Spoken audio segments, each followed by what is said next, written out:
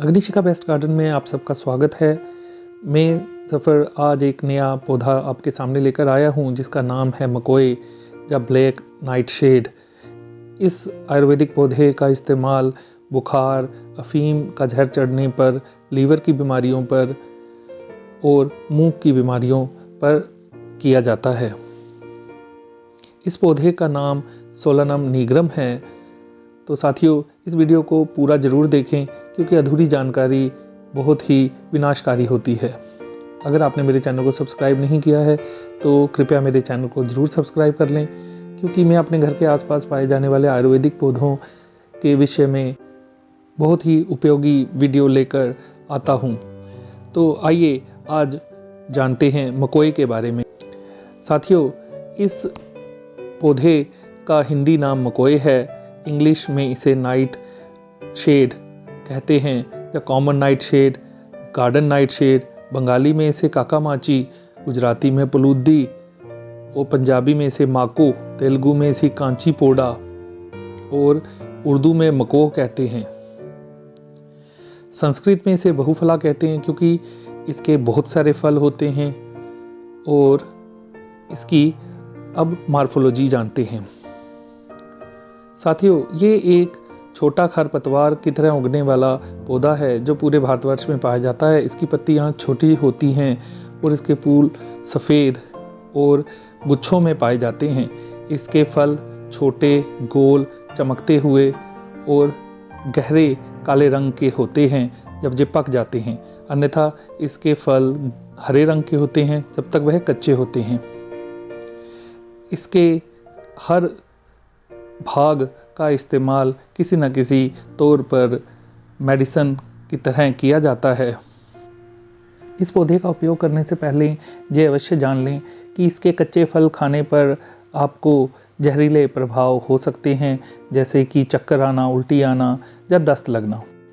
यह एक बहुत अच्छा आयुर्वेदिक पौधा है जिसका उपयोग बहुत सी बीमारियों में किया जा सकता है।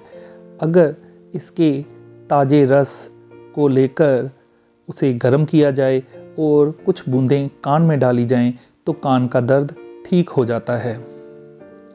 अगर इसके पत्तों का रस पानी में मिलाकर उसके गरारे किए जाएं तो मुंह के बहुत से रोग जैसे अल्सर, मुंह में से दुर्गंध आना इत्यादि ठीक हो जाते हैं। साथियों, एक इसका बहुत ही अच्छा उपयोग यह है कि अगर किसी को अफीम का नशा चढ़ गया हो तो मकोए के ताज़े पत्तों का जूस बनाकर उसे पिला देने पर अफीम का जहर उतर जाता है। अगर किसी को चूहा काट ले तब भी इसका रस देने पर चूहा काटने का असर समाप्त हो जाता है। अगर किसी को मितली आ रही हो और उसे बुखार हो तो इसके पत्तों का और फलों का घोल बनाकर 30 या 40 ml पिला देने से बुखार और मितली आने में आराम मिलता है।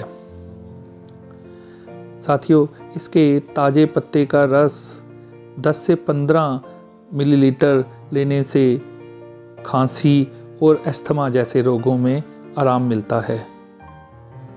अगर हम मकोए के पत्तों का रस घी में भून लें तो ये चूहे की पॉइजनिंग होने पर बहुत ही उपयोगी सिद्ध होता है।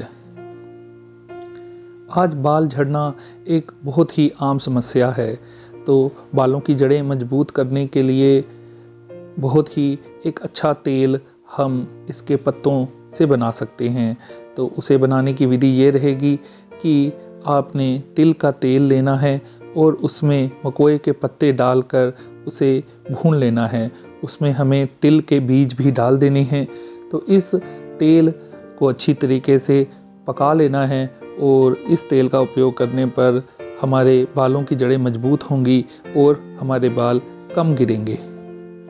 आँखों की बीमारियाँ जैसे आँखों में खारिश होना या आँखों में इन्फेक्शन होने पर हम इसके पत्तों पर थोड़ा सा घी लगाकर उन्हें गर्म कर लें और अपनी आँखों को उससे सेकें तो हमें आँखों की बीमारियों में बहुत ही आराम मिलेगा। अगर किसी को हर्पीस की बीमारी हो गई है तो आप जानते हैं कि हर्पीस की बीमारी में कोई भी इलाज काम नहीं करता है। उस स्थिति में आप मकोए के पत्तों का ताज़ा रस बना लें और हर्पीस वाले स्थान पर लगाने से बहुत ही आराम मिलेगा।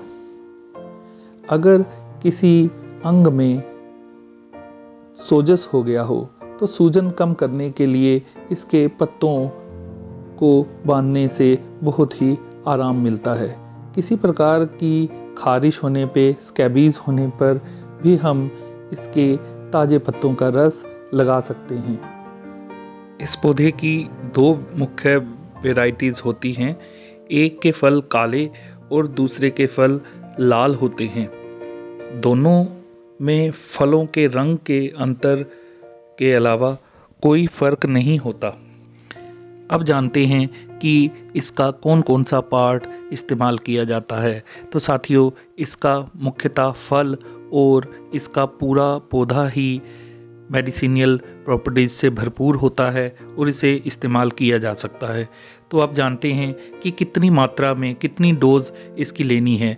तो अगर आप इसका रस ले रहे हैं तो 10 से 20 मिलीलीटर रस इसके पूरे पौधे का आप ले सकते हैं।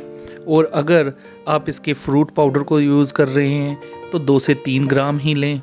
और अगर इसका अर्क निकाल कर इस्तेमाल किया जा रहा है तो 20 से 25 मिलीलीटर ही इस्तेमाल करें। जैसा मैंने पहले बताया कि इस पौधे का इस्तेमाल करते वक्त आपने एक सावधानी रखनी है कि इसके कच्चे फल जो कि हरे रंग के होते हैं वो नहीं खाने हैं।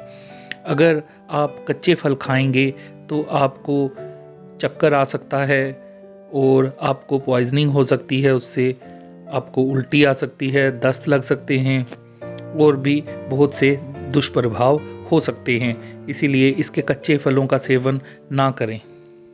मुझे विश्वास है कि आपको मकोए अर्थात सोलानम निग्रम या ब्लैक नाइटशेड की संपूर्ण जानकारी मिल गई होगी।